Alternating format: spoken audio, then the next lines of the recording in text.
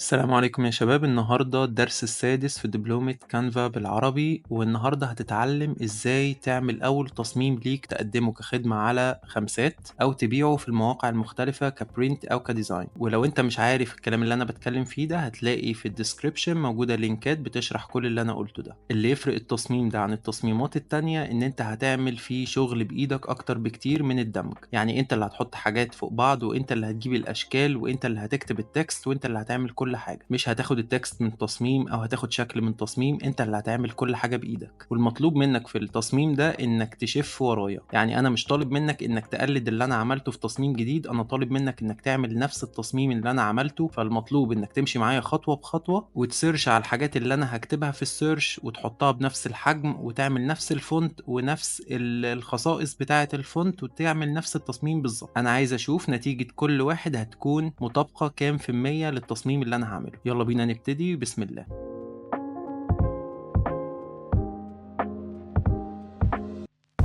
في الاول هتضغط على create a design زي ما اتفقنا. بعد كده هتختار اوبشن التيشيرت، هيفتح معاك الصفحة بتاعتك فاضية، وزي ما اتعودنا فيه هنا القوالب اللي انت كنت بتستخدمها وتدمجها زمان، بس الجزء ده احنا مش هنستخدمه في التصميم بتاع النهاردة. احنا هنستخدم تاني جزء اللي هو الاليمنتس. فاول حاجة مطلوبة منك انك هتضغط على الاليمنتس، هيظهر لك المنظر اللي انت شايفه ده. عندك كذا كاتيجوري، وكل كاتيجوري فيها شوية عناصر ظاهرة وفيها سي اول. اللي احنا هنشتغل بيه النهارده هو كاتيجوري الجرافيكس، فهتيجي هنا وهتضغط على سي اول. التصميم بتاع النهارده اسمه مون لايت، يعني ضوء القمر. فالعنصر اللي انا عايز استخدمه هو القمر. فكل المطلوب منك انك هتيجي هنا وهتضغط على السيرش وتكتب كلمة مون. هتلاقي عندك جرافيكس كتير جدا عن المون، هتقدر تعمل سكرولينج لحد ما تلاقي العنصر اللي انت عايز تستخدمه. وانا عجبني جدا المون ده فهستخدمه. هتضغط عليه فهتلاقيه جه عندك في التمبلت. التصميم ده انا عايزه على تيشيرت اسود، ففي البداية هخلي الباك جراوند بتاعتي لونها اسود. كده انا حطيت القمر بتاعي على التمبلت السوداء. الخطوة الجاية ان انا عايز اشوف خلفية تتناسق مع القمر ده. القمر ده شكله دائري، فالخلفية انا عايزها تكون دايرة. فالمطلوب منك انك هتيجي هنا تمسح مون اللي انت كتبتها دي وتكتب سيركل. هيظهر لك دوائر كتير واشكال كتير ممكن تستخدم كخلفيات، زي ده زي ده، بس انا عجبني الشكل الاصفر ده فهضغط عليه علشان استخدمه. طيب هل الخلفية لازم تكون بنفس الحجم بتاع الشكل؟ لا، المفروض تكون اكبر شوية، فانا هستخدمها كده. طب اللي حصل دلوقتي ان انا الخلفية دي دارت على الشكل الرئيسي بتاعي. اسكت على كده؟ لا. هنعمل ايه زي ما اتعودنا؟ هتعمل رايت كليك، هتيجي عند لاير، هتعمل ساند تو باك. انت كده رجعت الخلفية ورا خالص وخليت الشكل هو اللي قدام. طيب هل اللون كده مناسب؟ لا، اللون ده مش مناسب. وعلشان تغير لون العنصر ده هتضغط على color زي ما اتفقنا، وهتبتدي انك تغير الالوان لغاية ما توصل للدرجة دي اللي هي مدمجة في الالوان بتاعت الشكل، عشان يبان من بعيد كأن القمر هو اللي بيطلع الإشعاع ده أو الشكل الدائري اللي حوالين منه ده. بالنسبة لي دلوقتي هما الاتنين بقوا حاجة واحدة. طيب الخطوة الجاية هتكون إنك تبتدي تحط التكست بتاعك أو النص بتاعك في التصميم ده. كنا الأول بناخد النص بتاعنا من القوالب الجاهزة. المرة دي أنا عايزك تعمل النص بإيدك وتحدد الإفكتس اللي هتخدمك في التصميم ده، علشان اشغل ايدك اكتر في حتة انك تكستمايز النص بفونت اللي انت عايز تختاره وباللون اللي انت عايزه يكون فيه. فالمطلوب منك انك هتضغط على تكست وتعمل add a text box. الباراجراف بتاعتنا هنا chasing dreams in the speed of moonlight. انا هنا كتبت الجملة بتاعتي بس طبعا مش شايفينها لان هي لونها اسود، فاحنا هنخلي لونها شوية واضح. طبعا مش هنخليه ابيض، بس احنا عشان نشوف احنا بنكتب ايه بالظبط. طيب انا هنا عملت التكست بتاعي بس خليت اول حرف بس هو اللي كابيتال، واكتشفت ان انا مش عاجبني الشكل ده فعايز اخليه كله كابيتال. هتيجي هنا تخليها، تضغط هنا هتلاقي بقى upper case. واحد من احسن الخطوط اللي ممكن تستخدمها في التيشيرتات هو فونت اسمه بانتايوج، اللي هو الفونت ده. واللي هتعمله انك هتحتاج انك تكبر الفونت بتاعك لغاية ما يبقى مثلا يوصل لغاية حوالي 73. والفونت بتاعي هنا باللون الأبيض أنا عايزه يكون مشع علشان يدي إيحاء إن هو إحنا من هنا بنتكلم عن قمر، بنتكلم عن حاجة بتعكس ضوء الشمس، فعايزه يكون مشع زي سطح القمر كده. فهنعمل الإفكت بتاع جلو، وكمان هنخلي التكست يبقى لافف حوالين القمر. واللون ده مش عاجبني فهغيره من هنا، هضغط هنا وهختار اللون اللي أنا شايفه مناسب. وأنا هنا اخترت الدرجة دي علشان أعمل منها التصميم. أنا هنا كتبت chasing dreams in the speed of. طب فين moonlight؟ moonlight هتتكتب تحت بفونت مميز خاص بيها عشان دي أهم كلمة في التصميم. الكلام ده هيكون لافف حوالين القمر كده، والكلمة الكبيرة هتكون جاية بالعرض. هنكمل مع بعض عشان نشوف التصميم النهائي هيكون شكله عامل ازاي. هنا عندي التكست جاي على سطرين، فانا همد شويه البوكس من هنا علشان يبقى سطر واحد. انت هنا مش هتشوف كلمه اوف لانها خرجت بره بوردر التمبلت، بس لما تلف التكست هتبتدي انك تشوفها. تعالوا مع بعض نلف التكست ونشوف شكله هيكون عامل ازاي. كل المطلوب منك هتختار هنا التكست بتاعك وهتضغط على effects.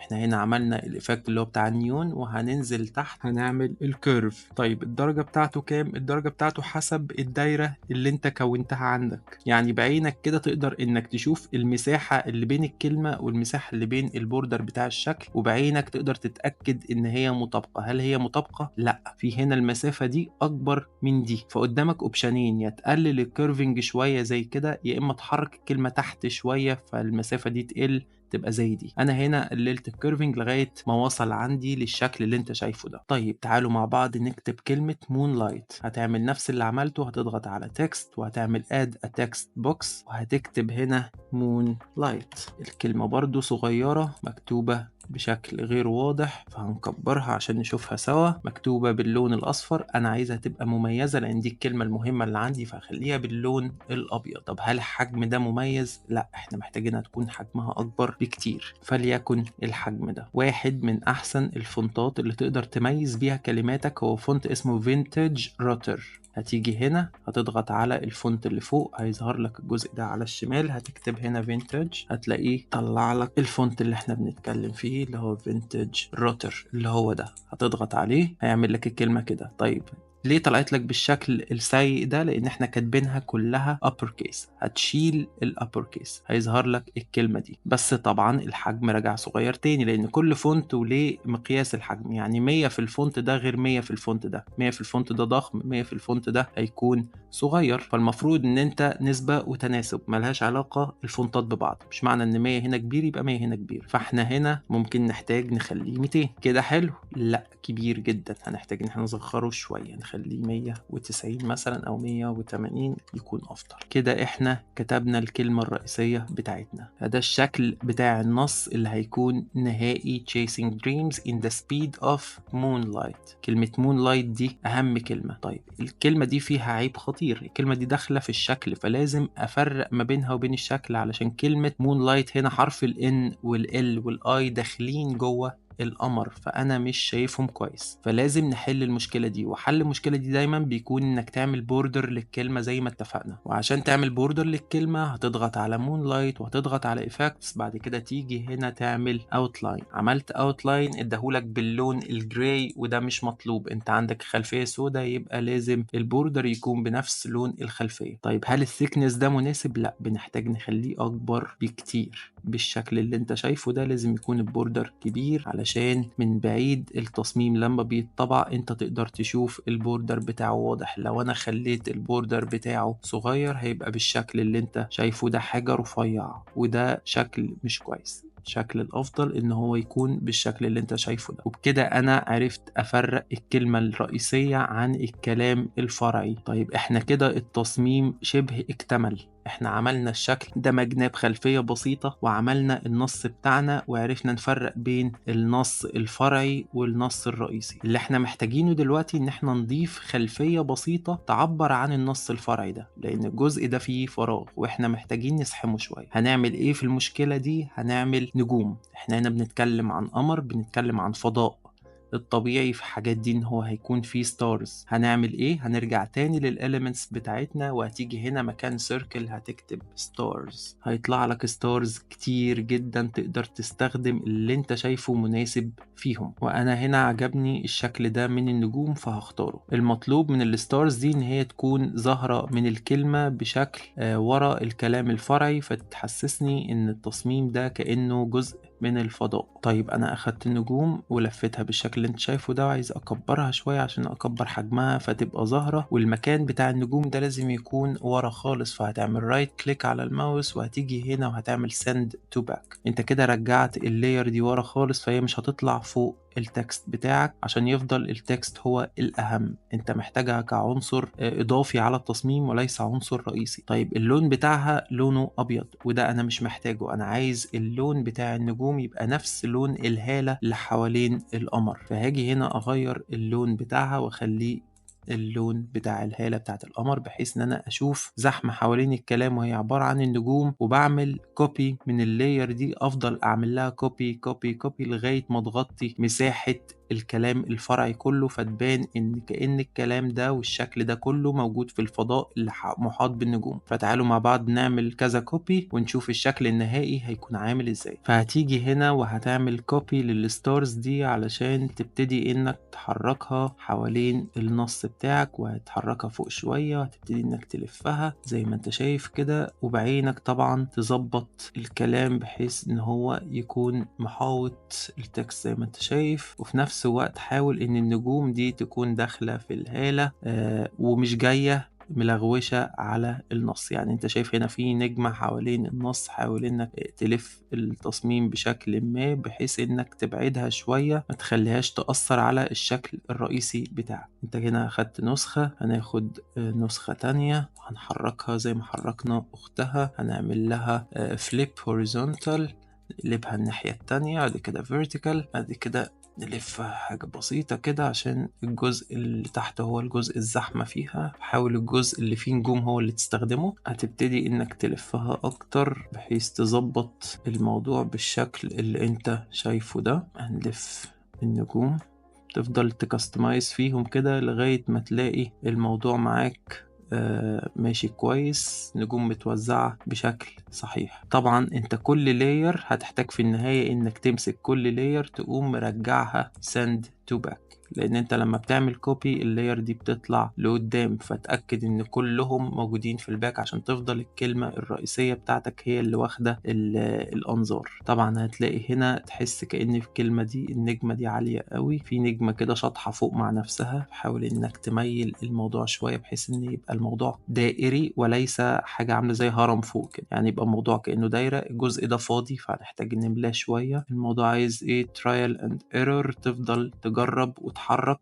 لحد ما تلاقي الموضوع saturated بشكل يناسب التصميم بتاعك. انا هنا اخدت نسخة كمان، ابتدينا احرك فيها، احاول املأ الفراغات اللي انا شايفها بحيث يبقى التصميم متناسق وشكله لايق على بعضه. كده انا عملت الزحمة المطلوبة. ممكن كمان اخد كوبي اخير، ابتدي ان انا عشان اعمل شوية زحمة زيادة كده هنا، وحاول ان ما تخليش النجوم تبعد قوي عن التكست. احنا عايزينها تكون يعني، حاول ان انت بعينك كده تظبطها كأن في دايرة انت راسمها وماشي على البوردر بتاعها. ما تخليش اي نجمة تطلع فوق كده مع نفسها تبقى شاطحة، لان دي هتزود معاك مساحة الطباعة وممكن تبوظ الشكل بتاع التصميم بتاعك. هنا انا شايف الحتة دي فاضية، فاخد من نسخة تانية. افضل استخدم زي ما انت شايف كده، احرك واشوف النتيجة لغاية ما الاقي الشكل اللي يرضيني. انا كده حاسس ان انا ابتديت اكون راضي عن الشكل. لما نبعد شوية هنلاقي ان فعلا بقى فيه زحمة نجوم حوالين الكلام ده، بس الجزء ده بالنسبة لي لسه فاضي. عايز ادخل حاجة تدمج الكلمة دي اكتر في القمر، فهزود نجمة زيادة للكلمة دي. الشكل ده ممتاز جدا، انا اخترته وهبتدي ان انا احطه هنا واصغره شوية بسيطة وكأنه طالع من المون لايت. بما انه بقى مون لايت نور القمر، فده كأنه النور بتاعك وهو باللون ده مش باين، فهستخدم اللون الاسود فيه. بقى التصميم بتاعك جاهز بالشكل النهائي ده. المطلوب منك في التصميم ده انك تمشي معايا خطوة بخطوة، تغلط وتحاول وتغلط وتحاول لحد ما توصل للشكل ده. مش طالب منك تعمل تصميمات جديدة، مش طالب منك تزود اي حاجة من عندك، كل المطلوب منك انك تعمل زي ما انا بعمل بالظبط. انا مستني اشوف النتيجة دي. طبعا جروب الواتساب موجود، المفروض ان انت بتعمل التصميم بتاعك وبتبعته على جروب الواتساب، وانا بقول لك رأيي فيه. ولو انت مش معانا في جروب الواتساب هتلاقي اللينك في الديسكريبشن. الجروب ده انا عامله بعلم فيه الناس بشكل مجاني برنامج كانفا، وبديهم تدريبات عليه وهم بيطبقوها، ومفروض ان انا بتابع معاك خطوة بخطوة لغاية ما تكون مصمم قادر انك تعمل تصميمات محترفة تقدر تبيعها كخدمات او كجرافيكس على النت. فانضم للجروب بتاعنا علشان انا بحدث فيه كل حاجة وبنزل عليه كل الفيديوهات وكل الشرح، واي سؤال عندك واي استفسار في اي مجال هتلاقيني برد عليك فيه بشكل أسرع بكتير من الكومنتس. أتمنى تكونوا استفدتوا من الدرس ده، وأشوفكم على خير في الدرس الجاي.